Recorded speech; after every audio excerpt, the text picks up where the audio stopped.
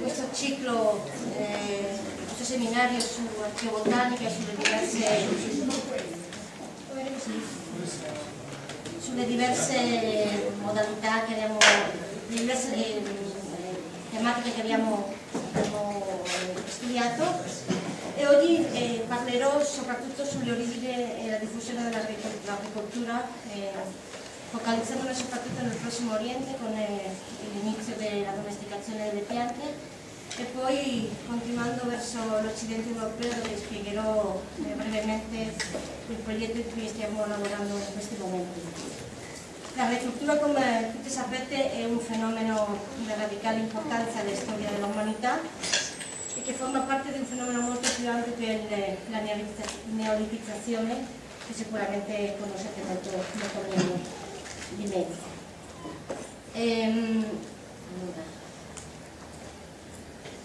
L'apparizione dell'agricoltura è uno dei fenomeni più trascendentali nella storia dell'umanità. La sua adozione significò un cambio radicale nei modi di vita dei gruppi umani e soprattutto nella loro dieta. Comportò una profondissima trasformazione nell'organizzazione economica e sociale, nell'ideologia, nelle credenze e molto probabilmente anche nei rapporti umani. Ma l'agricoltura, la neolitizzazione non soltanto è fatta di agricoltura e allevamento degli animali, ci sono anche altri molti fenomeni, tra cui la sedentarizzazione, le nuove tecnologie della ceramica, il polimento della pietra, eccetera, che non discuteremo oggi. Semplicemente dire che la neolitizzazione del Prossimo Oriente suppone, e possibilmente nel resto d'Europa, quella trasformazione brutale nella vita umana.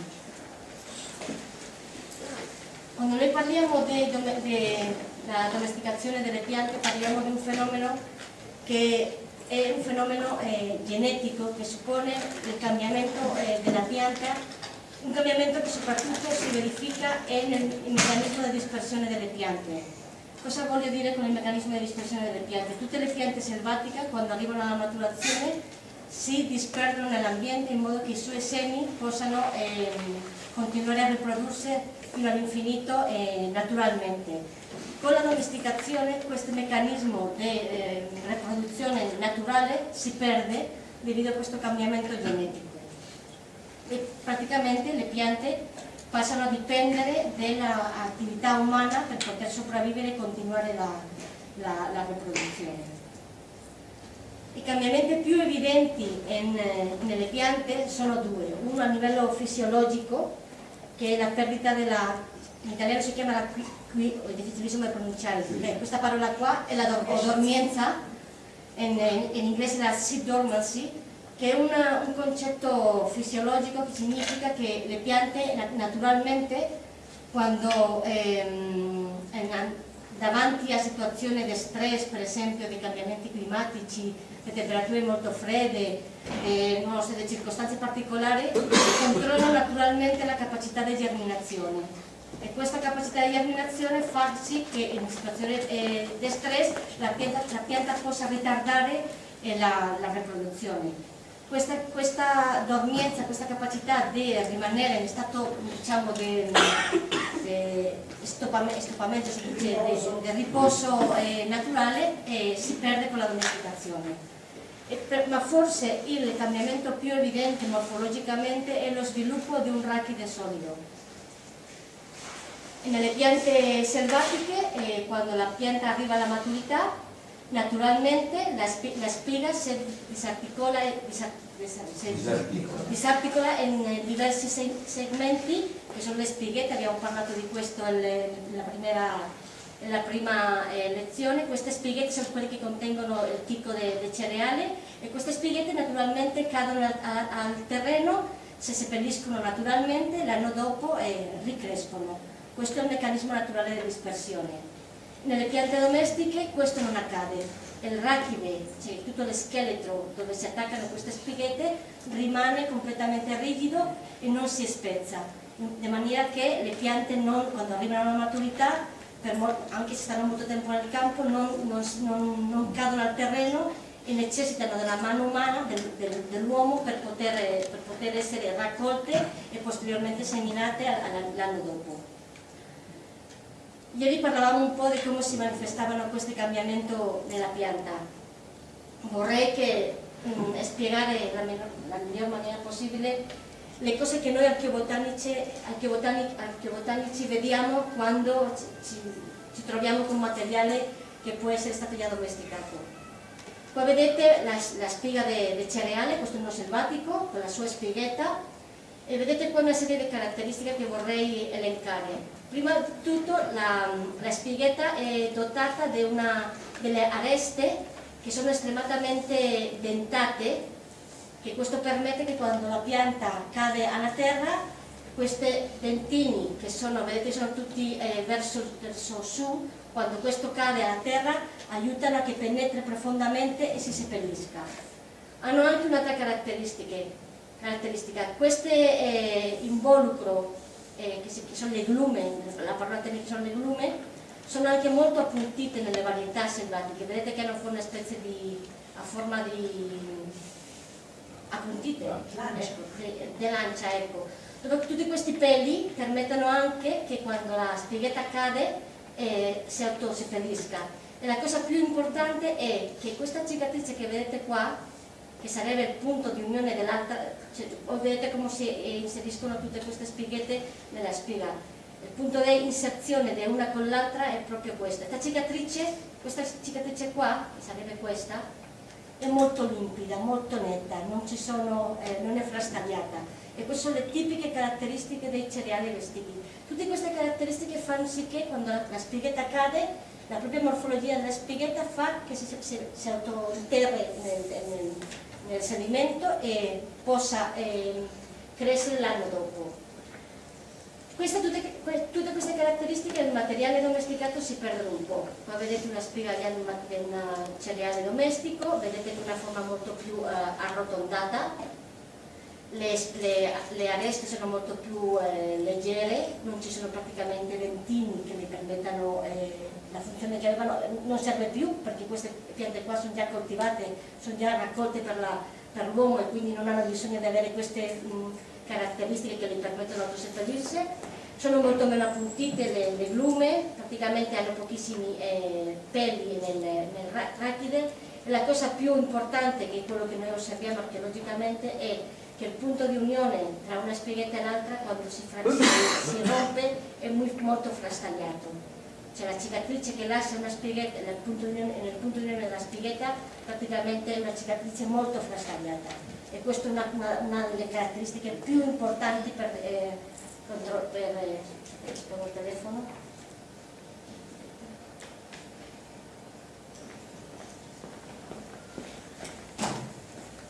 Quindi la morfologia, parliamo della morfologia della spia in generale, non cambia, cioè, a un occhio non addestrato a riconoscere non cambia assolutamente niente, ma quando noi lo osserviamo sotto il microscopio evidentemente la morfologia è cambiata moltissimo.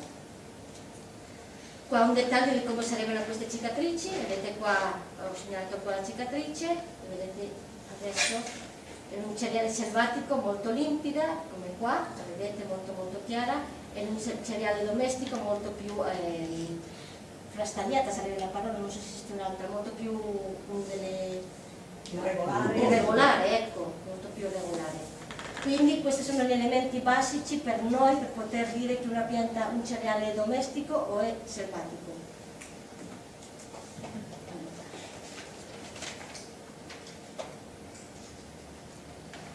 Un'altra delle questioni interessanti quando noi studiamo l'apparizione dell'agricoltura è quanto tempo, che è qualcosa che parlavamo ieri, quanto tempo deve passare per diventare domestico, perché evidentemente prima della domesticazione c'è un'intensificazione importante dell'utilizzo di queste risorse delle graminacee selvatiche, dei cereali selvatici. Noi sappiamo che verso il 9250 AD compaia il primo domestico di rachide solido, le rachide tenacee, in modo che sappiamo che hai una pianta già domesticata.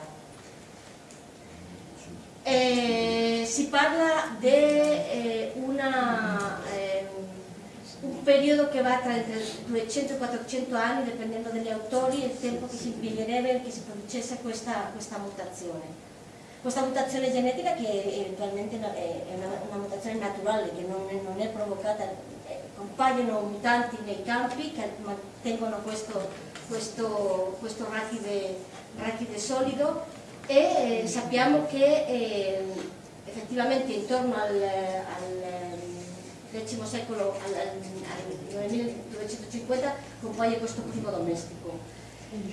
Autori come Wilcox e Tano, che sono due esperti in domesticazione, hanno misurato circa 10.000 spighette di frumenti siriani turchi, datati tra il 10.200 e il 6.500, e qua vedete un po' le proporzioni di spighette che sono selvatiche o sono domestiche. Per esempio in questa iniziale del 10.250 vedete che la maggior parte di questo verdino indica che le spighette che hanno misurato e che hanno studiato hanno tutte cicatrici molto nitide, molto limpide, e quindi sono probabilmente appartenenti a varietà selvatiche. Man mano che si avanza nel tempo vedete come la proporzione delle spighette, dei cereali selvatiche va diminuendo, e per il contrario le spighette dei cereali appartenenti a specimeni che sono già considerate domestiche perché presentano queste caratteristiche molto chiare dei rachidi frastagliati, cominciano a aumentare di forma considerabile. Per il Lord si è fatto uno studio abbastanza simile con siti del bacino del Damasco, e si è visto anche una situazione molto simile a quella che si è osservata con i frumenti. Nell'orzo il 30% delle spighette che si hanno misurato, ma approssimativamente intorno a 10.000 anche, tra il 9.300 e il 8.500 il 30% delle spighette sono del tipo domestico, e questa percentuale va fino al 60% nei siti in cui sono datati già nel 8500 e 2500 BD. Quindi osserviamo questo fenomeno in ambi specie, frumenti e orzo. Quindi sappiamo che per un lungo periodo di tempo i cereali selvatici sono stati utilizzati, probabilmente coltivati, ma soltanto alla fine di questo periodo, intorno al 7500 approssimatamente, è quando cominciamo a vedere di forma sistematica l'apparizione di numeri consistenti dei cereali domestici. Quindi praticamente il tempo per diventare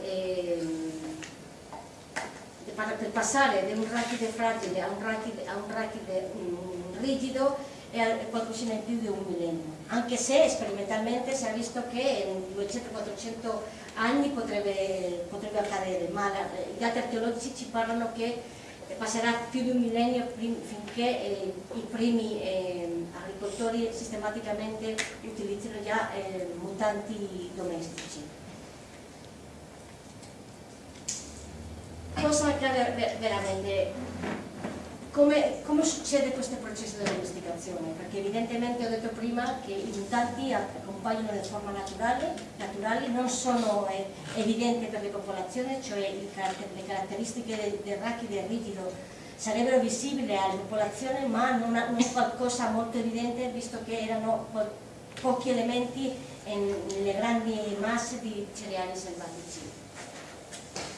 La coltivazione dei cereali selvatici comincia molto presto, e è importante determinare che fattori sono quelli che hanno favorito il fatto che si selezionassero questi mutanti arachide rigido.